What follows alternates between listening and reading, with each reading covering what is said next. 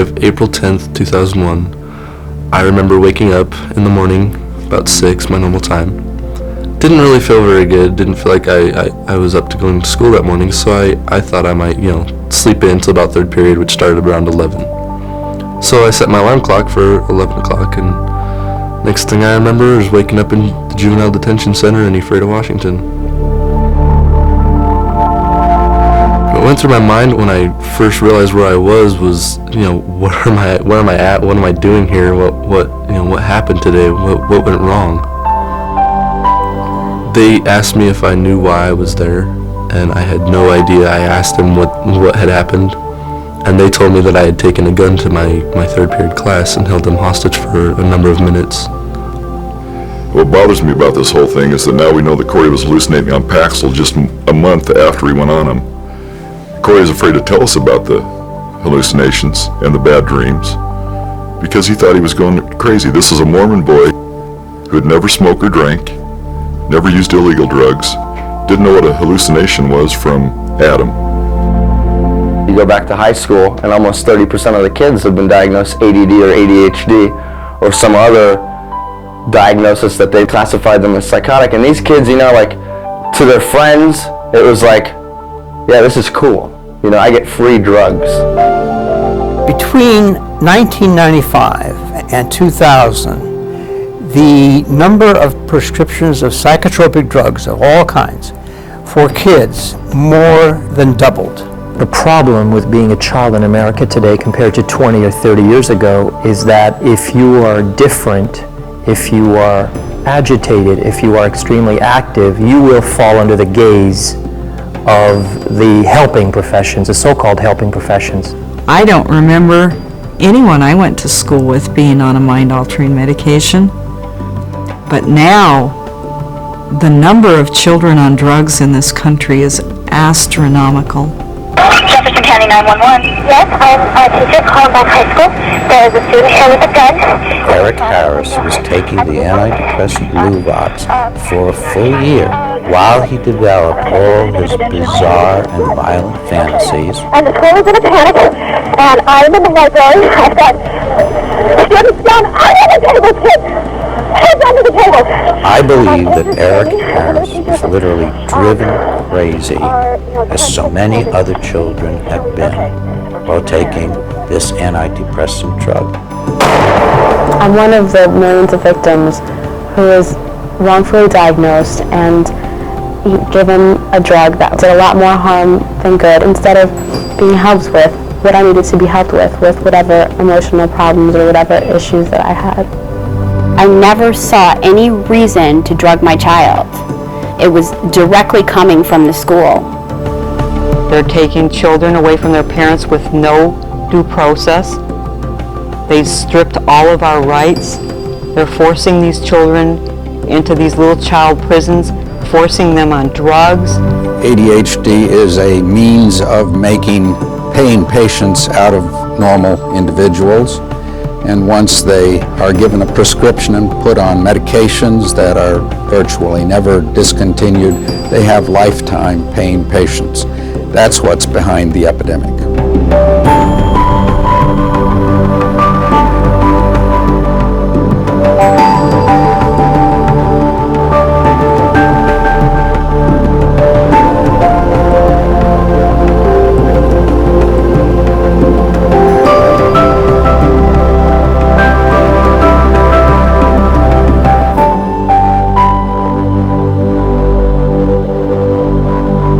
First drug was Ritalin, and that was really, really bad. Because they told my mom that I had ADHD. They started focusing on me and, forgot about everybody else, and they just looked at me and focused on me. And it makes you feel like you're really, really tired, you don't want to eat. Each morning in the United States, between 6 and 7 million children are given a prescription medication before they can go to school. Many of them are taking Ritalin or other amphetamines. More and more aspects of human behavior, human distress, just general unhappiness is becoming medicalized. It's being made into diseases. This culture has grown in parallel with the growth of the pharmaceuticals industry and its investment in psychotropic drugs, that is, drugs that affect the psyche, the mind, the brain. By far the majority of psychiatric prescriptions for children are given for attention deficit disorder, ADD, or attention deficit hyperactivity disorder, ADHD. There are many children in my practices, as well as other neurologists' practice, who are treating children with very severe neurological problems, like in the ADHD spectrum, where medications are extremely valuable and the child would not be able to function without the use of a medication. That's not where I have a problem with medicating children.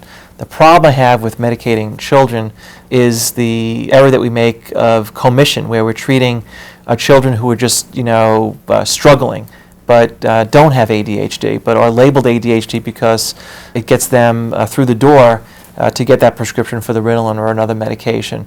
One of the alarming concerns I have both as a parent and as a physician is that there is much misdiagnosis and overprescription of medication and inappropriate prescription of medication, changing these children's lives forever for the worse. I didn't have Brian diagnosed with ADHD until he was in the 5th grade. And that led, of course, to prescriptions.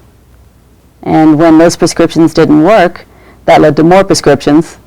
And the more prescriptions he got, the more frustrated that we all got. He couldn't get better. He couldn't help himself. He got angry, and the angrier he got, the more violent he got. Why didn't my generation, the baby boomer generation, have this? Why didn't we have thousands of kids committing suicide when I was going to school or you were going to school? Why didn't we have kids walking to schools like this one behind us and shooting up their classmates for no apparent reason?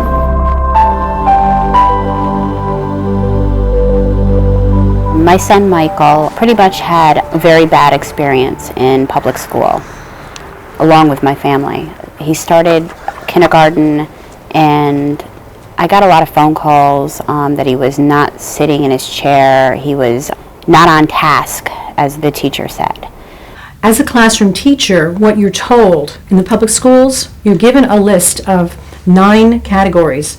If a child demonstrates 6 of these manifestations in these categories, for example, can't sit in his seat, fidgets, jumping out of his chair, doesn't wait his turn, things that are commonly done with youngsters who are energetic. You find 6 out of those 9, and that child can be labeled as ADD, meaning attention deficit, a shortage of, he can't focus his attention. One of the problems with the diagnosis for ADHD is that it's very subjective. It's basically a list of behaviors. There's very clearly at least 100 different problems that can look like ADHD.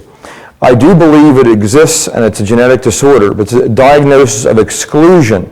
You rule out everything else first before you even consider it. And that's not what we see being done today. Clearly something is wrong.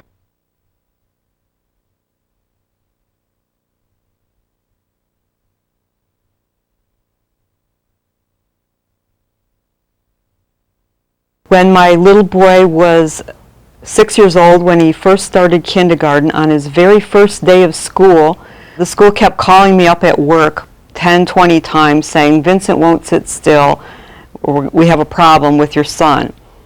And they called me in for a meeting with the principal, a social worker, psychologist, and the teacher, and they said, you're either going to have to put your son on Ritalin or we're going to put him in a school for special needs children. My name is Riley. Riley? I love cars and trucks and trains. Do you? I like race cars. The main symptom under hyperactivity, the one that is considered by the Psychiatric Association manual to have the most power, the symptom is, quote, often fidgets with hands or feet or squirms in seat. That's it. That is the most powerful symptom. Under impulsivity, the first criteria is often blurts out answers before questions have been completed. And under inattention, the first criteria is often fails to give close attention to details or makes careless mistakes in schoolwork or other activities. And if you look at how this diagnosis has been formulated, it's to refine disruptive classroom behavior with the purpose of being able to medicate, under these psychiatric guidelines. Isn't it amazing that suddenly there's a new disease that jumped over all these, my parents' generation, my grandparents' generation, our generation, and suddenly our kids, or the first generation, get this new disease. Right, and of course they call it genetic. Yeah. Isn't that amazing? Totally amazing. It's likely that a 10-year-old boy in 1960 would not be supervised by as many adults as he is supervised today. From the moment he wakes up today, he is looked at and observed and driven and taken different places, whereas probably in 1960 he would get a chance to run around with his friends for 2-3 hours. There was an increased sense of perhaps safety that the parents felt, and this child would be interacting with other people, would not be spending most of his time either in darkened rooms in movies or watching television or playing by himself with electronic toys. So there would be much more social interaction in that child's life than you would see today. Kids playing, splashing in the water, chasing each other, yelling, having a lot of fun. Where I grew up in a small town in West Virginia, that was normal. From the age of 1 to 6, you didn't have a whole lot of supervision. You went out in the daytime, you played, you built forts, you ran to each other's homes, got home by dinner time or lunch. Not true today. Today, we don't have children as much as we have little adults. In fact, we almost are obsessed about micromanaging the lives of our children. You didn't have this high expectation among parents, particularly middle class and upper middle class parents, that kids had to achieve and start achieving really by infancy, when they start working out on their infant gyms, and then when they start their first classes as they're moving into 1.5 or 2 years. Parents want to build a resume for their kids starting at these very, very young ages. What's happened is that parents are putting tremendous amount of energy into developing how their kids develop as workers, as achievers, but not in terms of who they are deep inside. They want to concentrate on what they are, but not who they are. First grade, when the work got a little more difficult and they had a lot longer periods of sitting down behind a desk. At that point, I was going through a divorce, and he had some emotional issues with the divorce and the custody pursuit that was ongoing at that point. And I was called in several times by the school principal because of his behavior, because he was distracted, he wasn't focusing, he wasn't sitting down doing his work, wandering around. And at one point she told me she knew I was going through family counseling with him, but counseling was very slow, and that if I didn't opt for medication, that she would find a way to transfer him out to a special education center. There's a saying in medicine that if all you have is a hammer, everything is a nail. So if a child comes in and they're inattentive, they must have ADHD, which is simply not true. We see kids who are reacting to the divorce of parents. They become oppositional or depressed or irritable because they're reacting to a chaotic home life. A child is liable to be diagnosed to ADHD if he or she steps out of line, speaks out of turn. In short, just about any sort of disorderly conduct would beget on the part of a teacher a suspicion of ADHD, or might even lead to that teacher making such a diagnosis. Just describing a behavior is not getting necessarily to the underlying cause of what the problem is. I see children that are brought in here by their parents. I'll give you an example. I have an attorney who brought her 5-year-old daughter in here to be seen by me, who was told that she had hyperactivity and attention deficit, and it turned out that this child had allergies to certain foods. And when these allergies in the foods and also the environment were handled, the symptoms went totally away. It is my observation, my clinical observation, that many, many children are being neurologically poisoned by the pesticides and herbicides in our food.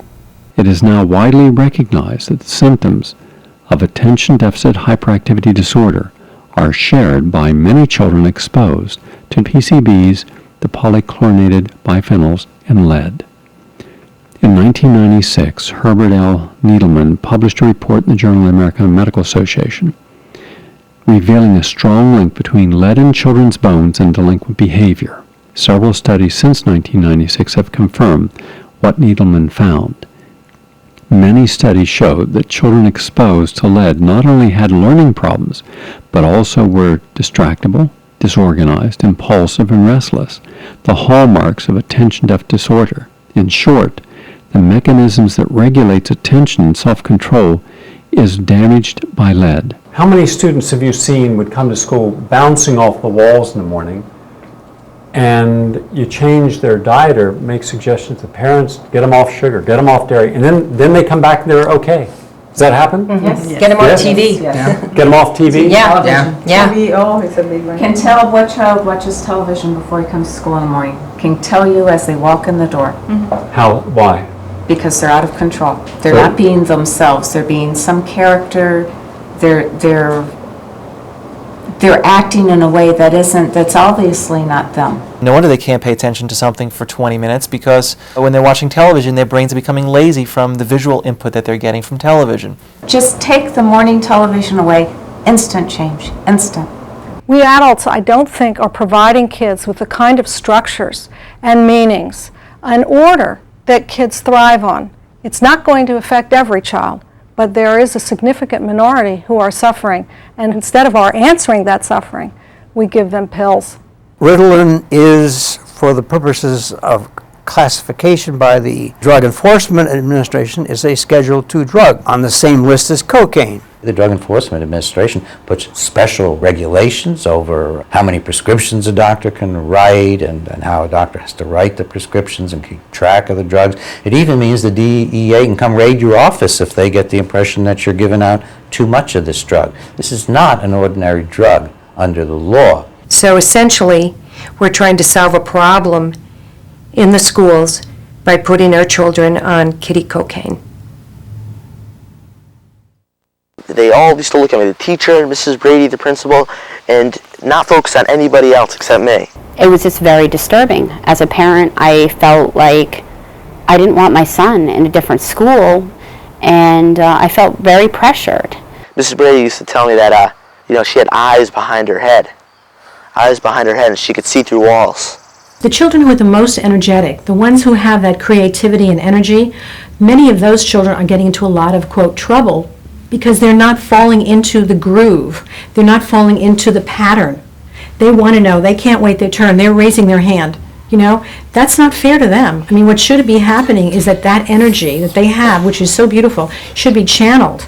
And it should be channeled into a direction where they can create with that and use that in a positive way instead of it being used against them, that they're not following the, quote, norm. This one can chew, and this one can do fireballs. Approximately 10% of boys from ages 6 through 12 or so are taking psychotropic medication.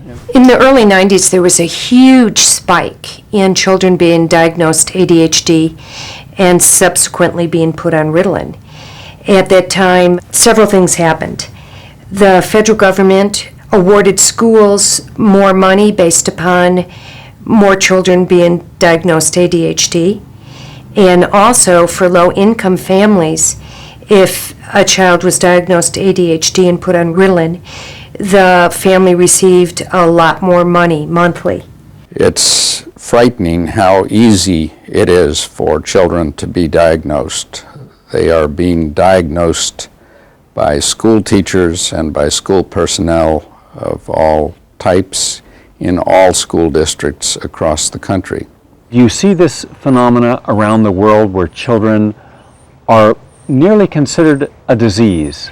You don't quite see it around the whole world. It is mostly occurring in North America, in Australia, Great Britain, but beginning to occur on a mass scale around the world because of the efforts of America, which is exporting its way of looking at children.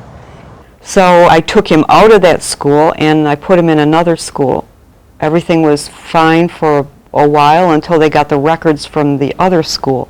Then the same thing happened. They started calling me at work saying, Vincent won't sit still, you need to come in and have a meeting. And again, I went to the meeting and they said, you have to put your son on Ritalin or we'll put him in a special school. I took him out of that school and put him in another school, Sunnyvale.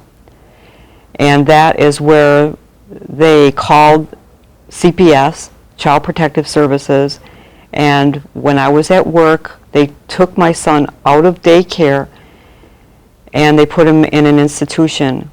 When I got home from work, there was a card on my door from a police officer, and it said, "Please call me regarding your son." The Division of Family Services was originally set up to protect children, but I don't see that happening anymore. They're used as a way for people to report one another, for children to even report their parents. Instead of helping children, I see them going into homes, pulling these kids out of homes so that they can put them on drugs. I called the Sunnyvale Police Department, and then immediately I picked up the phone to call my mother. And the next thing I know, the police officer just came right through my door without even knocking or anything. He grabbed the phone away from me. He says, "You're not calling anyone." And he slammed me down. I thought, this guy's crazy. And so I started crawling away from him, and he grabbed my ankles so hard and pulled me back that I still have his fingerprints in my ankles to this day. If a school pressures a parent to put their child on the drug, and the parent thinking they have to do this in order for their child to attend school, and the child has a bad reaction to that drug, that the school should be held responsible. That's my personal opinion. So you're getting into a dangerous area, a school which should stick to academics when they go into that area. I know for a fact that the schools out there are pressuring parents. And my story is just one story. This whole country is just in a major crisis. Some teachers expect students to all behave in a very similar way. So when a child may be aggressive, maybe they had too much sugar for breakfast, or maybe they're just naturally more energetic, that child runs a very high probability of being stigmatized for the rest of their life. When a school teacher or a school psychologist can actually diagnose a child with something that is supposed to be a medical ailment, that's a problem. The teacher was telling me that he wasn't learning the way he should be learning, that he wouldn't learn unless I opted for the medication, because the medication would help him learn. I unfortunately at that point kind of bowed down to the school and what they were saying and the pressure they were putting on me, and I, went with the drugs. When you're a stressed, harassed parent, and any of us who have raised children have been stressed, harassed parents, and somebody comes along and says it's not your fault, you've done your best, and gives your child the drug, and all of a sudden your child's easier to manage, it's very easy to misinterpret that as a miracle. When a parent comes into my practice and asks about whether they should put their child on Ritalin or one of the other medications for ADHD, what I say to them is not that the medications don't work. That's not the problem. The problem is the medications work way too well. And what I mean by that is that the maturational processes that a child normally should develop, suppressing undesirable impulses, or paying attention, or working really hard and struggling, that's part of the human experience.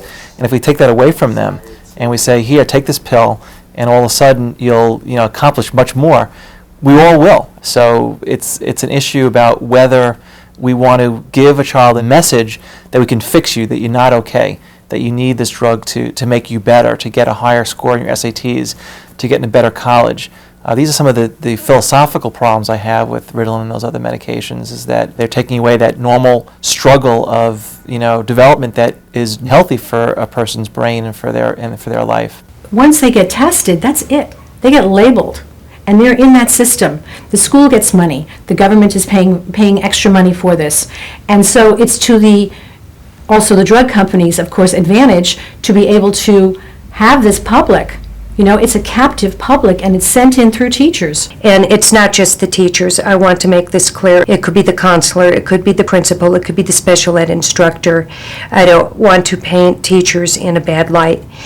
And personally, a lot of teachers are frustrated, and they think this is the answer because that's what they have been told, and they don't really realize the dangers. If you give a happy chimpanzee Ritalin or Adderall or any other stimulant, the happy chimpanzee stops grooming his neighbor, stops socializing, stops playing, and stops trying to escape from the cage.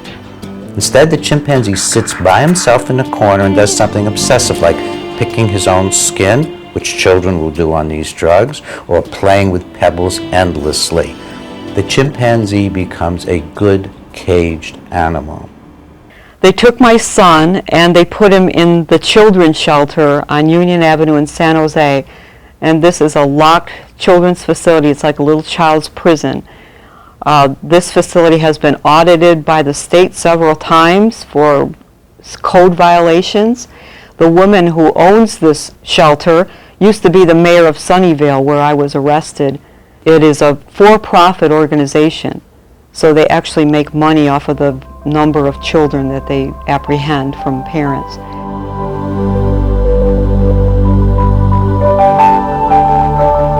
Third grade was just horrendous. He started having severe anxiety. He was not going out for recess.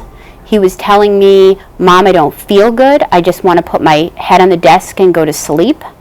He goes, "It doesn't make me feel good. Don't make me take them. I feel like a freak.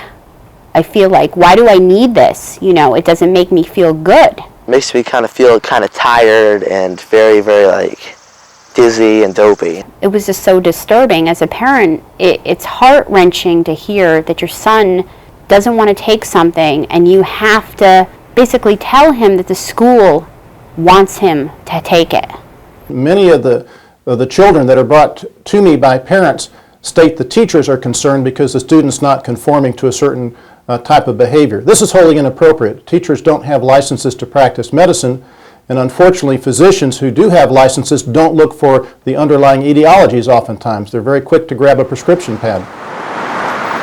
One would not go to a cab driver for a brain operation, and I am sure that the parents of the United States do not intend in sending their children to the public schools of the country to have teachers diagnosing brain or neurologic disorders. They put my son on Ritalin against my will, and I was just horrified every week when I went in to visit him. He would have bruises all over him. I could tell he was on drugs because one time his demeanor would be like all lethargic, and the next time he would be bouncing off the walls, or sometimes he'd be talking to me and he'd just make little movements like that, and I go, "What are you doing that for?" But anyway, I noticed, you know, his mental and physical health was deteriorating. That is really sad that they're taking these small children out of homes and addicting them to these very powerful mind-altering drugs. Some cases where a kid is being abused, I mean really abused, either physically or sexually, there is certainly a role for somebody to step in and say, hey, that's not right. But for not medicating a kid for something which has not been shown to be a valid medical illness is just a little bit, I think, extraordinary. The major stimulant drugs like amphetamine, dexedrine, and Ritalin disrupt 3 of the most widespread neurotransmitter systems.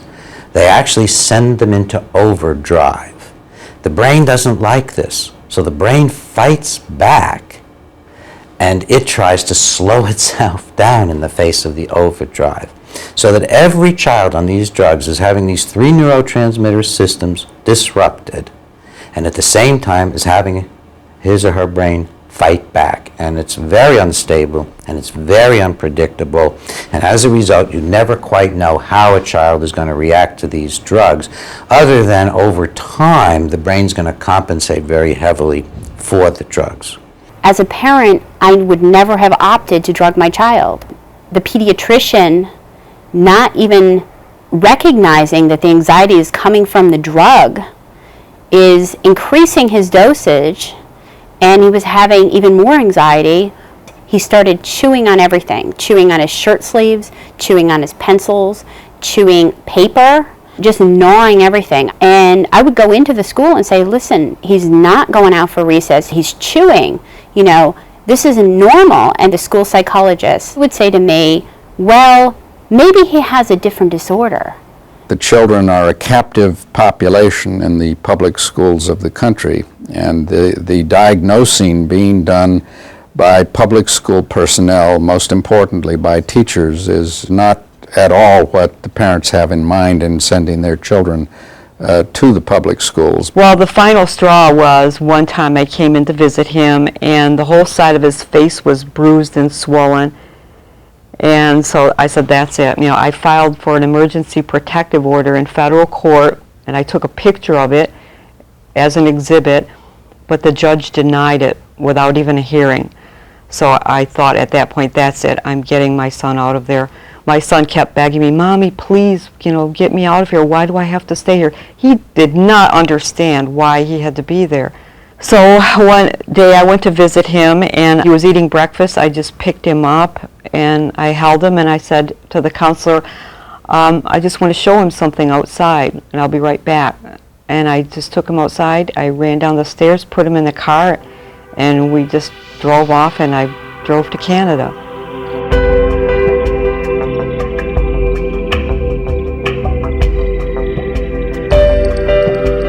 You know, it's like the big medical authorities are telling you that there's something wrong with your child. Don't buy it. It is happening nonetheless because it is orchestrated at the very uppermost levels of the U.S. Department of Education and more specifically Office of Special Education in concert with the National Institute of Mental Health. We were happy in Canada. We were there for about 2 months. Vincent started coming back to normal. He had vocal tics, and he would sometimes yell out obscenities or things that he heard in the children's shelter, and it was horrible. I mean, I'd take him to a restaurant and he'd be normal, and then all of a sudden he would just yell something out.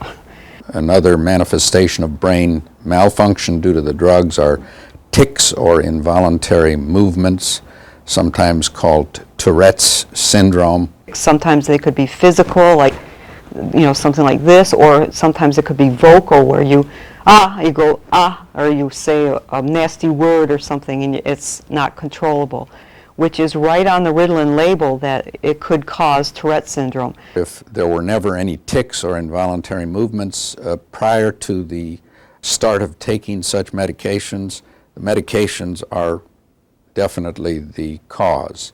After 2 months off of the drugs, he started to become completely normal again. My son was so happy. He kept turning the radio up in the car, and he's going, "We're out of there, we're out of there." He was so happy. We were both so happy. We were ecstatic. Every time I see one of these drug-free school zones, I want to change the sign to where it says free drug zone, because you'll find more drugs in a school than just about anywhere else. No one ever said, it could be the drugs causing your son to act bizarre. I demanded somebody look into this and say, why isn't he going out for recess? Why doesn't he have as many friends? Why is he chewing? And my whys, they led the pediatrician to change his drug over to Dexedrine, which is just another stimulant. My dosage went up and up and up and up and up. It was huge, my dosage. So he didn't improve. He got worse in actuality. And one of the problems I see a lot of my colleagues doing is medicating the side effect. In other words, so you have a child now who's depressed because they're on Ritalin, so they give them Prozac or another antidepressant to take care of the side effect of the Ritalin, or they can't sleep, so they give them a drug to put them to sleep. So all of a sudden what we've done is we have children who are on 2 or 3 different medications because we're medicating the side effects of the original medication. All these so-called professionals miss the mark so many times with these children, and that these children are many times given one drug and have side effects, and then another drug is added and they have side effects from the other drug, and that's where you get 5 or 6 different drugs for one kid. I'm seeing kids in my practice on 4 and 5 psychiatric drugs who are psychotic or on the way to becoming psychotic. And when I sit down with the family and say, let's examine the life story, what we find is that it began with little Johnny didn't like school. or little Johnny didn't get along with his teacher, or little Johnny was bored in one of his classes, not even all of his classes, and was put on a stimulant medication, and gradually over the years of one drug on another drug, little Johnny becomes a person unrecognizable to his parents. There are always risks to treatment. Every drug is a foreign chemical. Every drug is a potential poison. I have been consulted in no less than 10 cases of cardiac deaths due to psychotropic medications. The psychostimulants, methylphenidate and the amphetamines, are known to cause high blood pressure, known to cause cardiac arrhythmias, including cardiac arrest and cardiac death. Matthew Smith from just outside of Detroit had been on Ritalin for approximately 5 years. His parents had wanted to take him off of medication because of recurrent chest pain and shortness of breath, but they were coerced to keep him on the medication. We were told that if we did not follow up with their evaluation of ADHD and take him to the pediatrician and get him on Ritalin, that Child Protective Services could charge us for educational and emotional neglect. At age 13, while riding his skateboard, he suddenly keeled over and was dead. The county medical examiner said there was no doubt in that case that the chronic administration of the Ritalin was the cause of death. On the death certificate it says that he died from the use of methylphenidate, Ritalin. After what's happened to us, I would never allow a school to do a psychiatric evaluation on my child. Ritalin is equivalent to crack and cocaine in high school, right? Yeah, it's equivalent to crack and cocaine, and then they go home and they give it to their friends and they get high at home. Parents will steal their kids' Ritalin and sell it. Kids will sell Ritalin to each other or give it away for recreational purposes. In fact, Ritalin is one of the most commonly stolen and trafficked drugs in the United States, according to the Drug Enforcement Administration. We should be back to having that feeling of really helping the future, because as a teacher, that's what you're doing. You're actually contributing to the future. And I don't think that's happening today. I think it's completely lost. We put so much pressure on children to excel, forgetting that they do need a chance to be children and play. There's so much development that comes through playing. When I went to school, we had a 15-minute recess in the morning. We had an hour lunch/recess at noon, and then we had a 15-minute recess in the afternoon. And I believe recess is essential for children to get out, run around, get some fresh air, get the bugs out, and then when they come back into the classroom, they're better able to sit still and concentrate and listen to the teacher. Are we treating the children, or are we treating the parents and the school system and the teachers to be able to have a set of children conforming to a single standard of behavior? And my personal opinion is the latter. Show me the science that if I have 5 kids and you've diagnosed them all as ADD or ADHD, that there's something in their brain chemistry, their biochemistry, something in their body that will prove that they have this mental illness, this disease that justifies this prescription medication or this medical treatment. Now, if they have cancer, you can find it. Hepatitis, it's there. Herpes, it's there. Chickenpox, smallpox, mumps, measles, ulcers. Every other medical condition that's a real medical condition, we can find in the body. Can we find ADD in the body? Well, with millions of kids being diagnosed, stigmatizing them and changing the outcome of their life, I would assume that there's a lot of science to prove what school teachers, social workers, state authorities, medical doctors, pediatricians in particular, are suggesting. At this time, we do not have a diagnostic test for ADHD. Therefore, the validity of the disorder continues to be a problem. In 1998, the National Institute of Mental Health held what's called a Consensus Development Conference, in which the aim was to push the diagnosis of ADHD and to push the stimulant drugs. They had 30 experts come together to address an objective panel which would then give a consensus as to what the issues were. And the result was a consensus statement which said that ADHD was controversial, that it had no proven biological basis, that there was a risk of over-medicating our children, and that stimulant drugs have a lot of serious adverse effects. We do not have an independent diagnostic and valid test, such as a biological test or such as a blood test. I still want to get to the other part of the question, which is just a description of what you might be looking for. Okay. But before you go on to that, it sounds a little bit like you're saying that the definition is a little like the Supreme Court's definition of pornography, which is you know it when you see it. No, I'm concerned. We're going to disagree, and I would like any member of the panel to describe a typical ADHD in terms of symptomatology. Mark, would you like to? Since you see them in your practice. I think the panel has been frank, and the difficulties here are immense in terms of they were caught in a lie at the consensus conference. It is hard. It's very hard to know how to answer this question. These kids, in my experience, when you see these kids, they are, several standard deviations different in terms of they cannot sit still, they cannot attend, they cannot, even when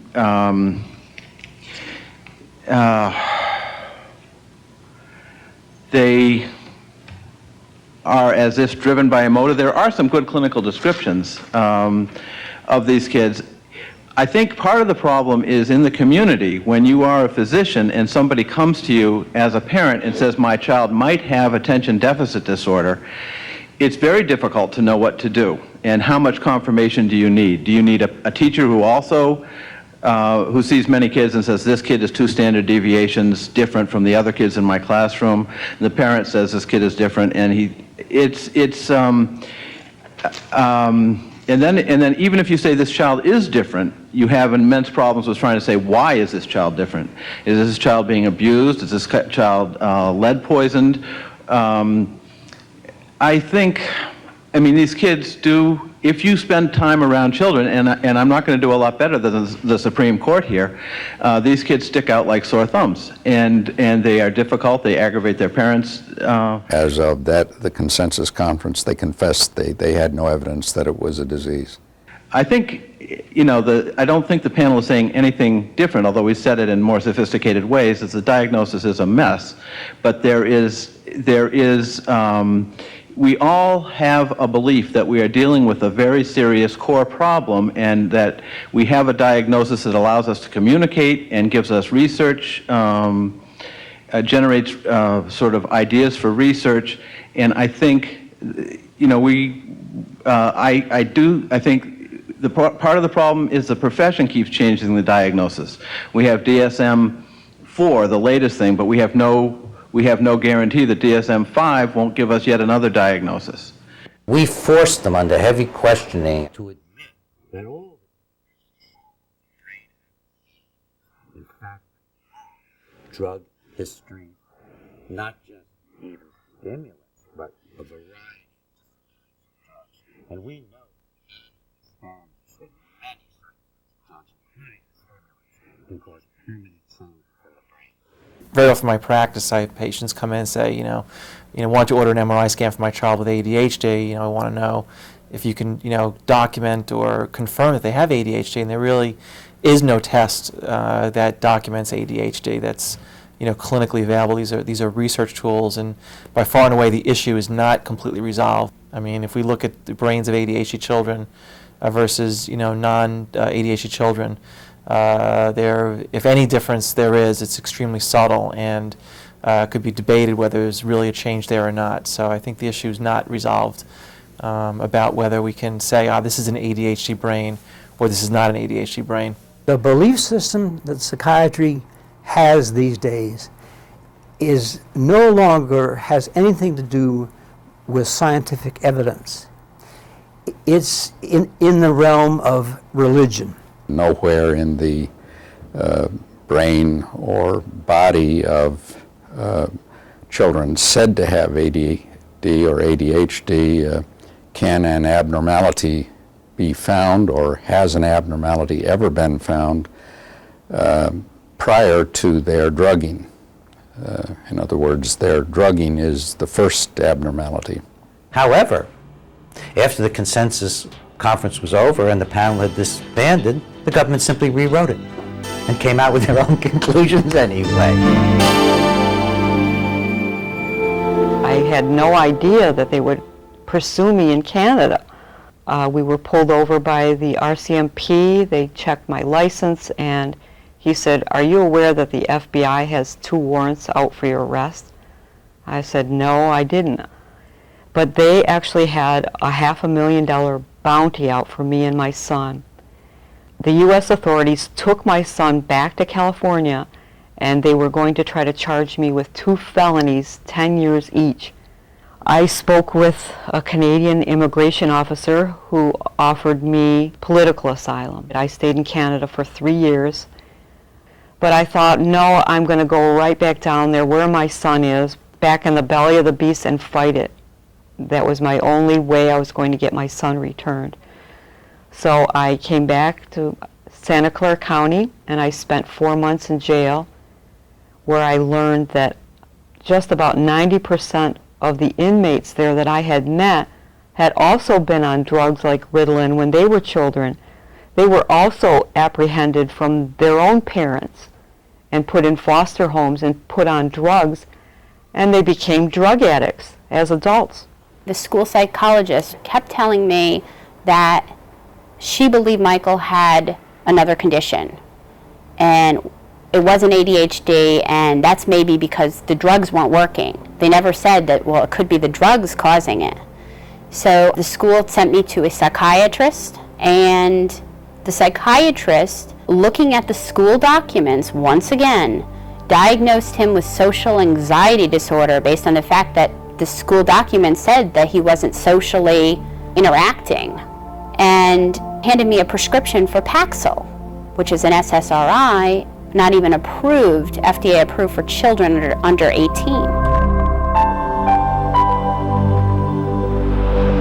I'm concerned that we are not paying attention to what happens when children take Ritalin. Will it lead them to take more powerful medications like Paxil, Prozac? And if so, what happens when people take combination of medications? That is happening. In 3rd grade, I was put on Paxil. And Paxil, that made me hallucinate and hear things. And I had like a voice in my head telling me to kill people. When Paxil was prescribed to Corey, we were unaware of the severe side effects. We had only been told about the side effects of nausea, vomiting, and headaches. When I first started taking medication, I felt pretty much the same.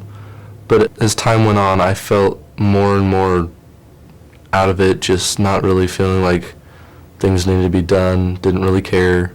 At the beginning, I was diagnosed with dysthymia by a therapist, though not by a psychiatrist, and then she suggested medication. The psychiatrist diagnosed me with depression, I guess severe depression at one point.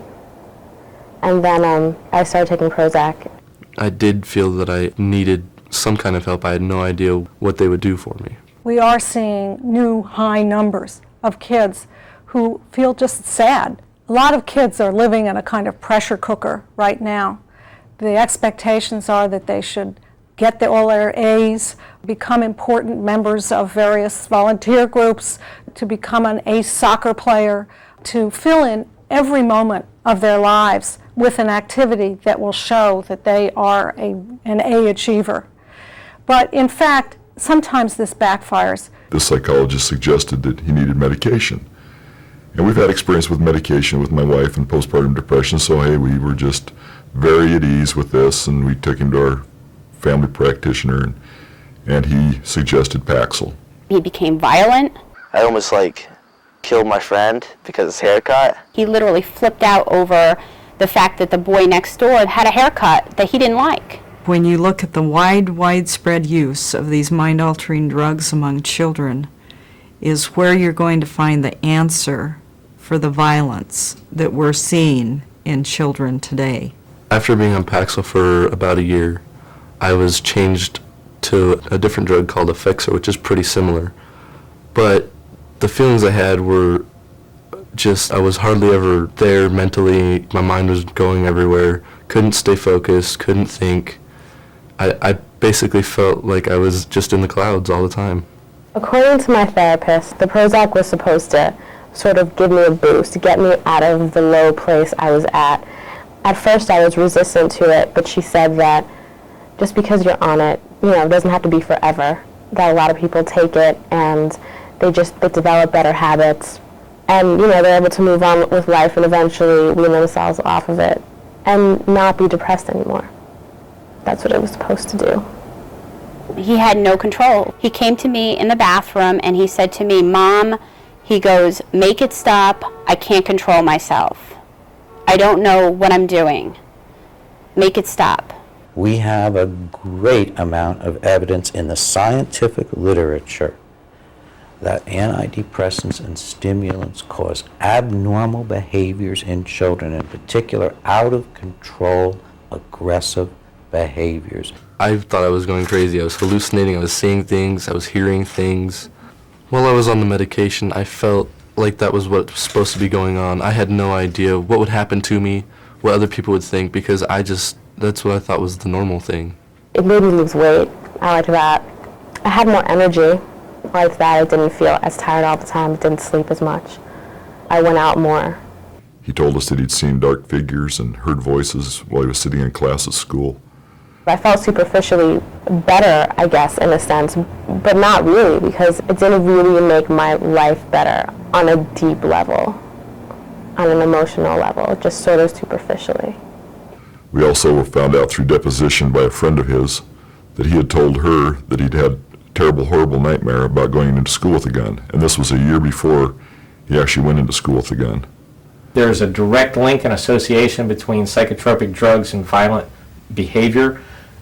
As the Archives of General Psychiatry said in 1973, stimulants can cause impulsive murderous violence, such as we're seeing today with children going into schools and shooting their classmates in prayer groups. I remember getting the call that Corey had come to school with a gun, and I raced to school. And we spent some time with Corey in the principal's office. Corey was just a pile of sweat. I mean, he was sweating. He looked confused. He didn't know. He just had this look on his face of horror and scared and fear. In Dallas, we had 2 children on Paxil this summer, a boy 10 and a girl who just turned 15, who stabbed their 6-year-old brother to death and buried him out back. Both kids on one of these drugs. We didn't know it was a drug because they were telling us, the psychiatrists, the school, they kept saying, he needs to be on drugs, on these medications. And at one point I had the school psychologist saying he needs to be on medication to be in class.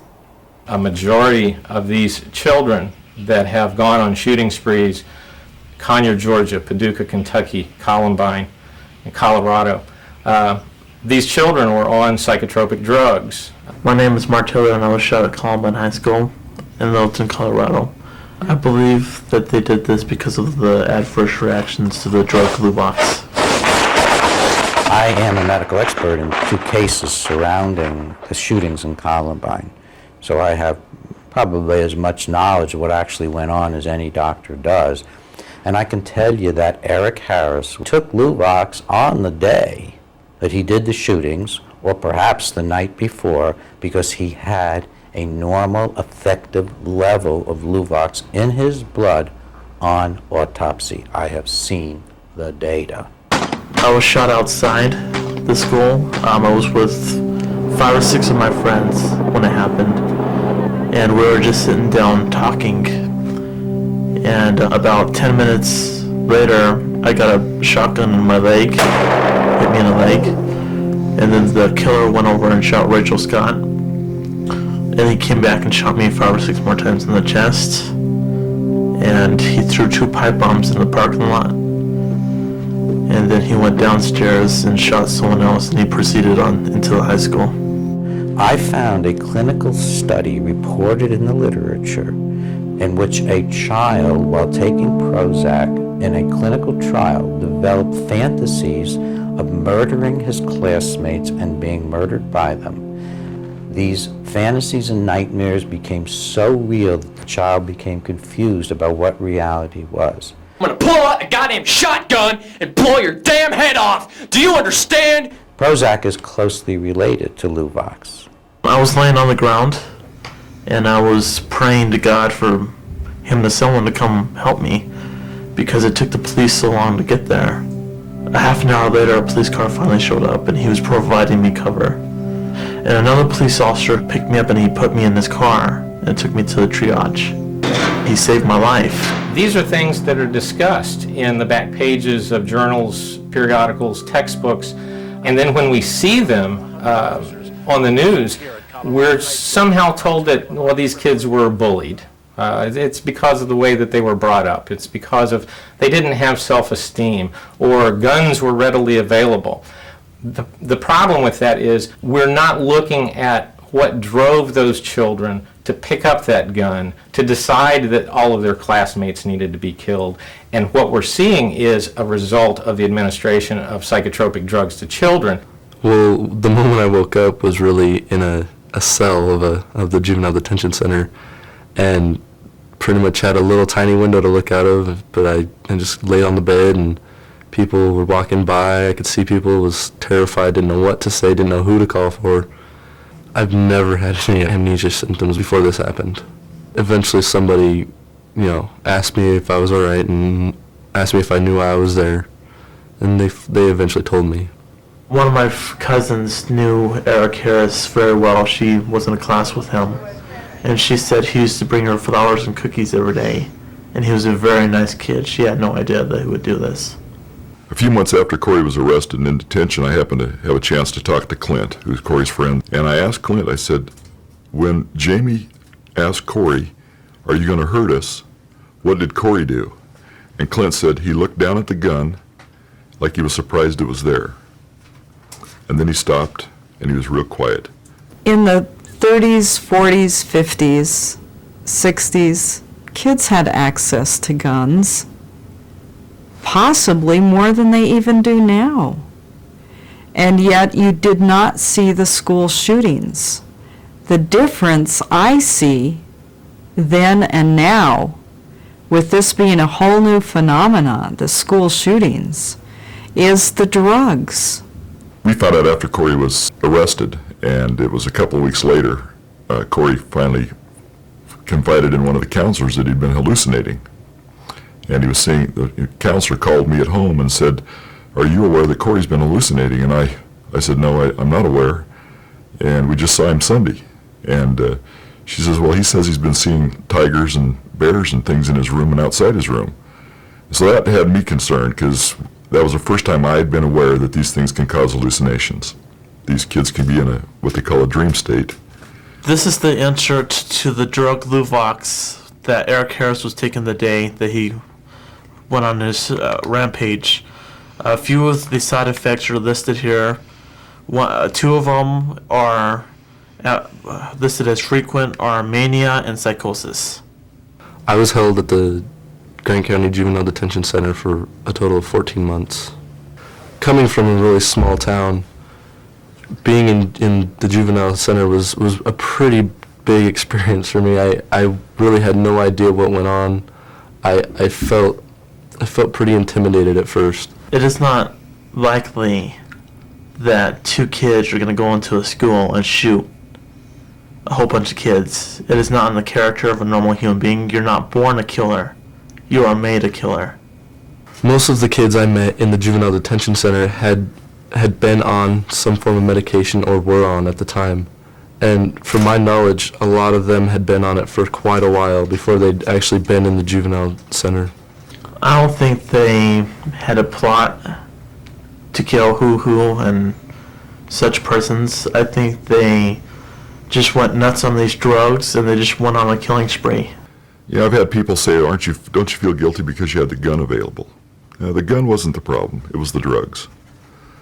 We've had guns around our house all the time. I was raised with guns in the house. I knew the gun was there. The gun wasn't locked up. This was a gun that Corey's grandpa had given him. Corey had used it to go hunting.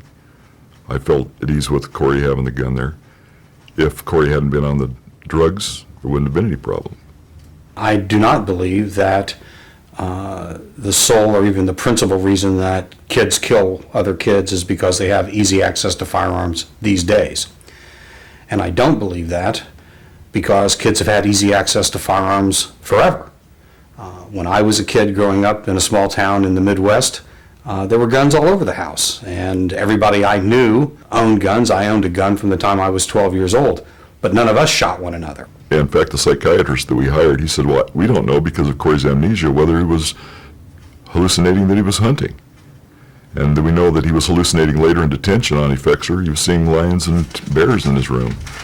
So we don't know because of the amnesia.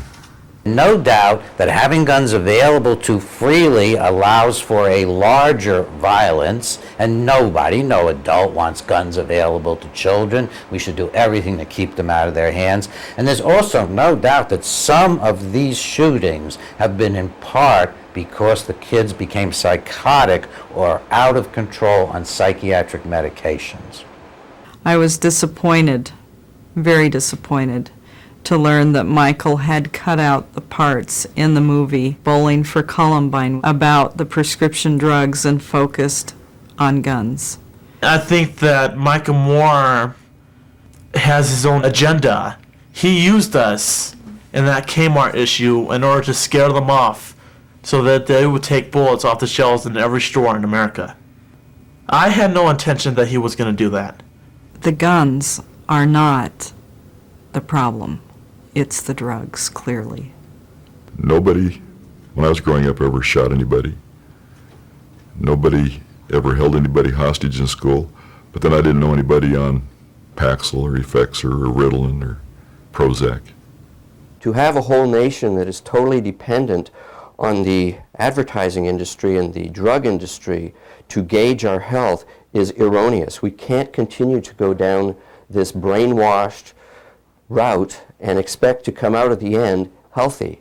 Most practicing psychiatrists get their information about new drugs from pharmaceutical company representatives. The pharmaceutical companies spend $8 billion a year on sales representatives, and those sales representatives give out $8 billion in samples a year. So that there's $16 billion being spent on pharmaceutical reps visiting doctors and touting their latest magic remedy. Jonathan Coles, director of psychopharmacology at the NIMH, he and another physician from Harvard presented a paper to the FDA. The paper said there's a 3 times higher rate of suicidability from Prozac. Unfortunately, they would not even let them show their slides, and that wouldn't really present the material. Now, this is a very high-ranking people. These are 2 people from Harvard. In fact, the original research on the Prozac actually included the use of minor tranquilizers to balance the stimulating effect. That was part of the original, many of the original studies. So we need to understand it acts as a stimulant, and as a stimulant, it creates what I call a hypomanic state. In some cases, you could even get a manic state. At one point, I just started feeling, I couldn't point my finger on it, but I just started feeling weird, just not right. I was having really paranoid thoughts. A week later, I just started to act weird. I started to be manic, and I went to work, and everything that everybody said was just like this deep thing. Like, I read into it whatever I wanted to read into it. I would look at people and I would think, wow, I've been really mean to you the whole time I've worked here, which, I mean, I haven't, but this is what I'm thinking, and I start crying. Meanwhile, the conversation we're having is, how's your day? How's your day? Oh, how are you? Oh, I'm fine. Meanwhile, I'm looking at him like crying. And everyone knew I wasn't quite right. Under the guise of training, the drug companies pay for professorships. In some cases, they support whole laboratories in universities. They pay for the distribution of major journals, such as the Archives of General Psychiatry, which is sent to all the psychiatrists in the country free of charge because a drug company pays for it. I left work that day, got on the subway. I had to get off. I couldn't. I went to my friend's job, and I was like, you have to pay for a cab for me to get home because I can't be on the subway. I kept thinking that I smelled. I kept thinking that people were looking at me and talking about me. From there on in, it just got worse and worse. We're talking about a symbiotic relationship between psychiatry and the drug industry. Reminds one a little bit of what Eisenhower talked about when he left office about the military-industrial complex. You have to watch out for what they're doing because they'll just take over. I knew, and I think people know, that they're not okay, that there's just something is awry, but there's nothing you can do about it. The pharmaceutical industry is extraordinarily powerful. They just have very, very deep pockets and pretty much do what they want. They provide lecturers around the country. They sponsor the vast majority of the credit courses doctors have to take to keep their licenses up to date. They provide free conferences in the conferences of the annual meetings of the psychiatric and medical associations. They'll provide dinners and music and breakfasts. It's like a drug company carnival when you go to the annual American Psychiatric Association meetings. I knew why. I knew it was the drug, and I felt like hopefully it wouldn't get worse, but it just kept getting worse and worse and worse. And a lot of it I just don't remember. Honestly, I feel fortunate to have blacked out, and I don't want to remember, or I don't want to know all of the things that I did. I know enough, and while I know it wasn't me, and while I know it wasn't my fault and it was the effect of the drug, it's still unpleasant to think of yourself doing these things. But it got to the point where apparently I was getting violent. So then they eventually, because of that, they had to call the ambulance to come get me. You can hardly find an academic psychiatrist who is not on the payroll of a drug company. The New England Journal of Medicine, for example, looked for an expert in antidepressant drugs to write a review of antidepressant drugs, and they could not find anyone who qualified as an expert who was not on the payroll of one of the companies making the drugs. I mean, it's like they've bought the field. I remember being put on the stretcher and taken out. I remember being outside and feeling like, just knowing like, okay, like there's an ambulance and I'm on a stretcher. I was just terrified. And I remember I'm in the ambulance and my parents are in there and I'm just really scared. And I went and got to the hospital and I was examined by the doctor. And then they took me to a place, armed guard, like very dark. I wasn't allowed to leave the room. So I was in that place, I don't even really know for how long. And we were sort of coming to, I guess, when I was there and asking my mother, what day it was. And I was really surprised. It was like a week later than I thought it was. I don't know if anybody really wants to know what I think about the doctor that prescribed these drugs.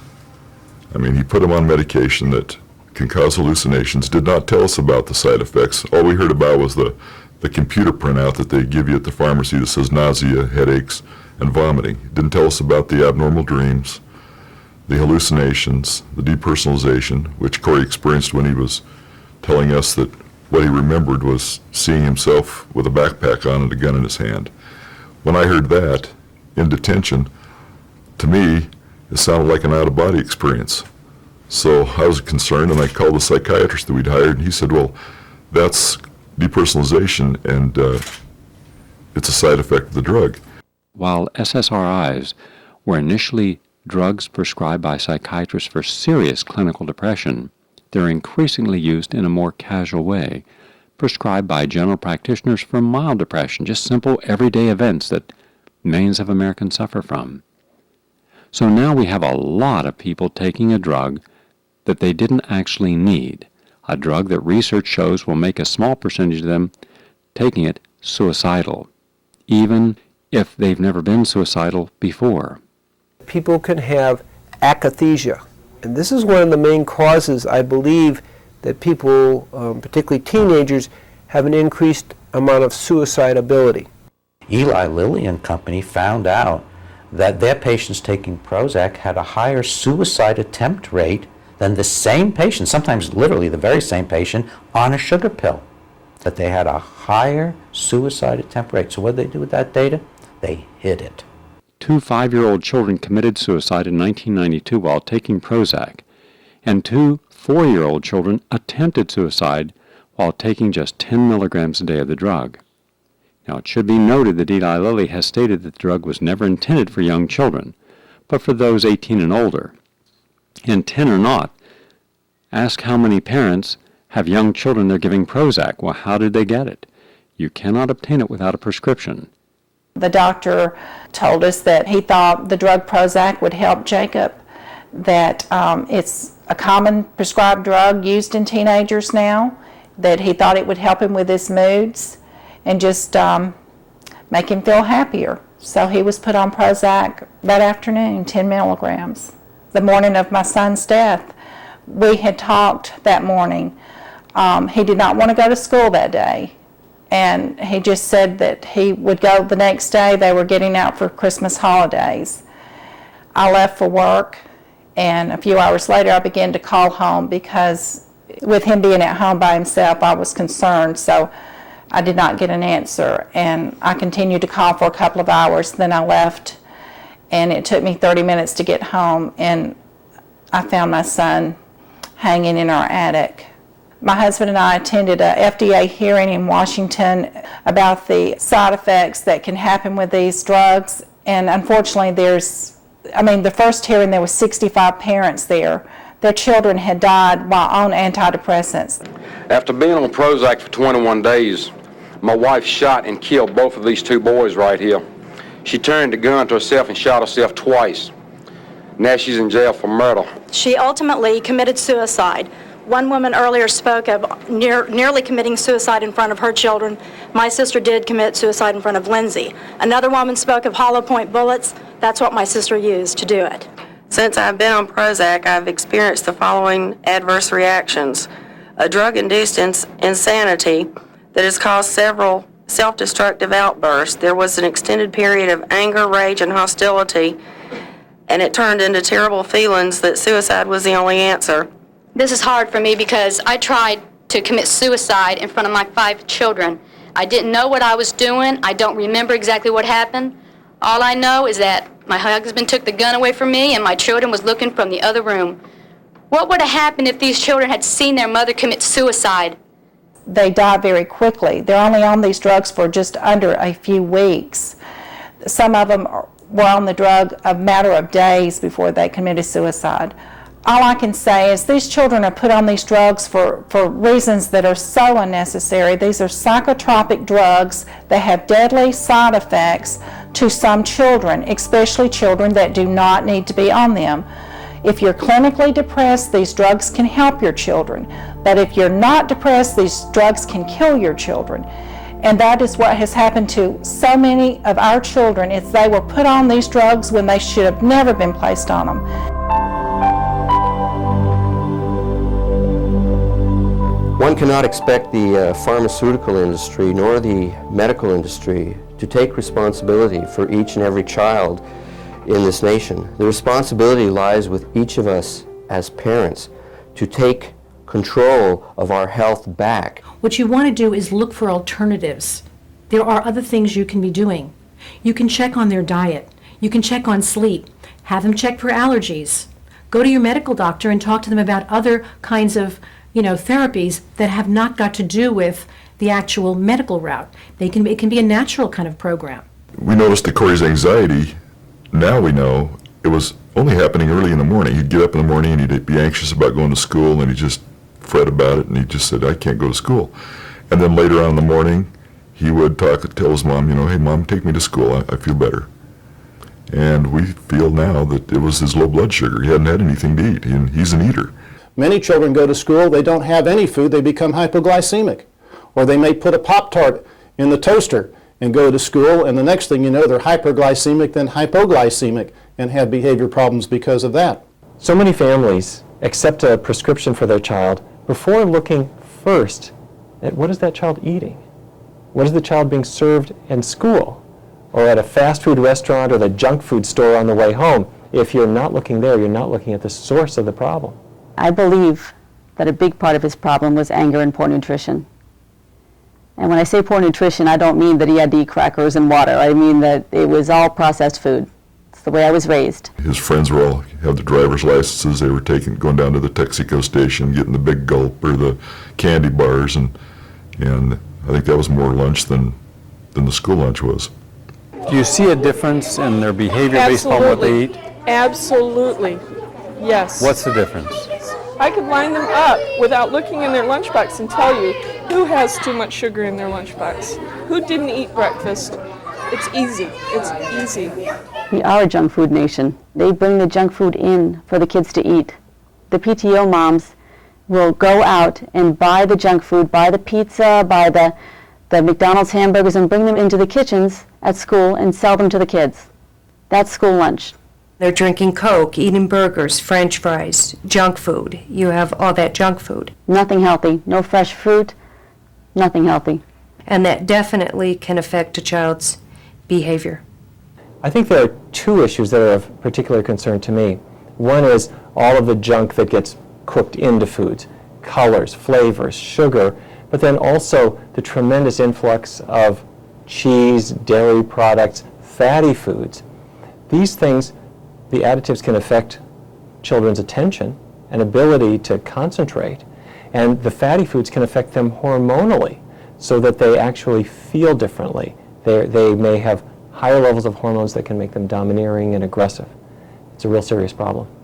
There's so many different allergies that they're suffering from because of our diets. We think a child is misbehaving or a little bit slow or a little antsy. We don't realize that it's something that child had for breakfast or for lunch that's influencing the way they feel and the way they behave. No one other than Dr. Tracy has mentioned that nutrition is a big part of it. Corey's MD that prescribed the drugs never mentioned. I mean, I think he's probably spent 10 minutes with Corey in his doctor's office, and no one, the psychologist, no one has mentioned the possibility of nutrition being the problem, or allergies or anything else. I didn't know that a physical examination was required before being prescribed Prozac. I mean, I don't think any of the doctors who prescribed it to me asked for a physical examination. Until I started doing my own research, nobody ever told me about the importance of diet. You know, you hear that. You think that, oh, they're health nuts. Go eat a granola bar or something. But you don't understand the importance of what you put into your body until you see a young man like my son being poisoned. And that's what he is. He's poisoned. They are not looking at kids today as the next generation that they really need to care for and nurture. They're looked at as potential markets. Whatever doctor it is has people from these companies visiting them and, giving them things to prescribe you their drug. My son Sam is 4. We noticed that his activity level was very high, and I called our early childhood development program in our school system and had him screened for developmental disabilities. The first suggestion that they had for us was that they wanted to bring in their expert pediatrician on ADHD to evaluate Sam. And then they mentioned medication. And these two teachers didn't realize the fact that we had been through the nightmare that we had with our older son and medications, and we're insisting on behavioral modifications. And I don't see any need for Ritalin at this point or any kind of medication if he's handled properly in the classroom. So now I'm free, I'm out of jail, but the problem remains I still have no idea where my son is. I'm from Gary Null Associates in New York City, and we're doing a story on Vincent Booth. And we wanted to see if we could interview someone. So I don't know what condition he's in. I'm worried about it, and I hope that the next hearing I have with Judge Leonard Edwards will result in a visitation with my son and eventual reunification. Most Americans will ask, how can this happen in America? I don't believe that this could happen in America. Well, it is happening. If there's one thing I've learned about this whole nightmare, it's that I never imagined how powerful the government can be. I had a perfectly normal life. I was a notary public. I had a perfect driver's license record for 35 years. Never got in trouble, never been in jail. And now I had everything taken from me, including my son. I have nothing. You need to get off our property. I just want to speak to someone about Vincent Bruce. You need to get off our property right now. I'm like a pariah, according to the government. In the town of Mattawa where I lived, they have banned me from it. I mean, I can't even be within 25 miles of the town. And I mean, it's going to be that way for at least 5 years. I don't know what his future is going to be. I don't know whether he'll ever be weaned off of any of this medication. At one point, I caught him with aerosol cans. He was using them as inhalants.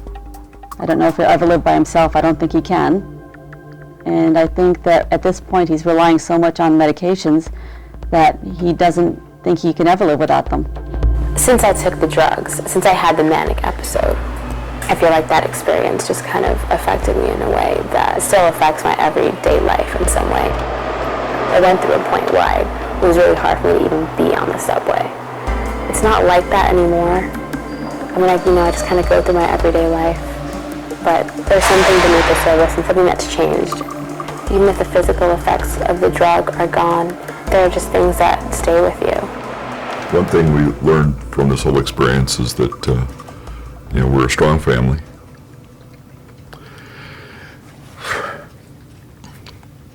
That God blessed us.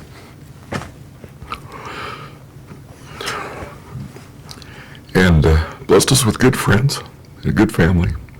Because at Corey's sentencing, we had over 50 people from the community came to be with Corey, along with 15 of the staff members from the detention center, which had never been done before. And they all together, with their supervisors, wrote a letter to the prosecutor stating that they didn't think Corey should be in jail and he should be let out. I feel that these things are way overprescribed. I think maybe, I don't know what number is throw out there. But almost every American is on antidepressant. I believe that's a little bit overboard. That's way overboard. It's way overboard. I mean, not everyone is sick. Yeah. We are increasing the diagnostic net of conditions that are neuropsychiatric, whether it's social anxiety. What does that mean? A person's shy? No, they have social anxiety.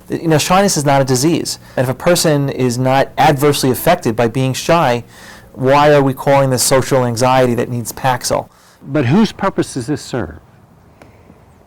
I think a number of actors are seeing their purposes served.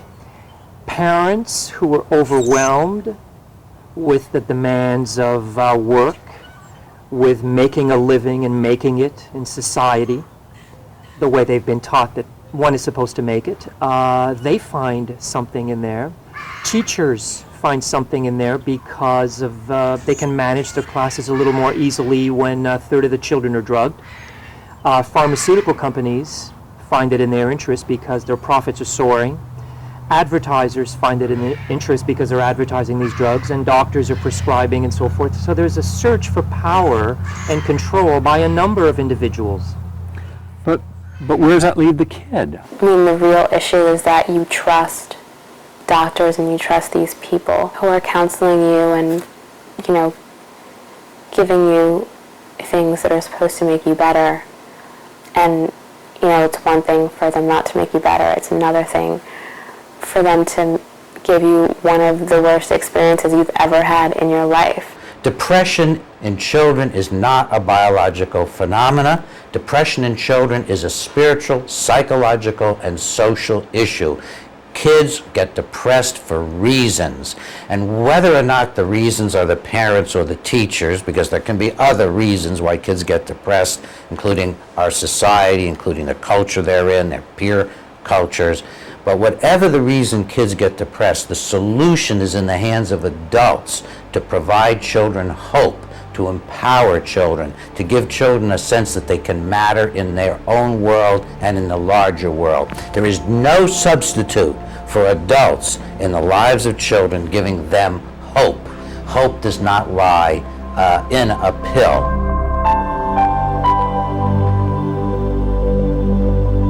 My mom decided to take me off the drugs because I was, flipping out, I was twitching, going crazy. I had taken him off all the drugs by December of 1999. The Paxil, he had come off in a month. After we removed Paxil in October of 1999, he hallucinated. He had told his teacher he heard a voice in his head telling him to do bad things. And one occasion he was banging his head against the desk, and he was asked repeatedly by the teacher to stop, and he couldn't. I started blacking out and dizzy, really dizzy, and I could not stay awake, headaches. I found it interesting that once we decided, he needed to be weaned off the drugs, and I talked to Dr. Tracy, and I learned a lot about weaning the drugs and tapering off. I had to tell the MD how to do it and what prescriptions we needed. When we decided to start taking me off of the medication, I thought it was a great thing. I felt really good about it. And as I was getting off, less and less of a dosage, I started feeling better and better. Corey was on 300 milligrams, and so he lowered it to 225, and he was on that for a couple of weeks.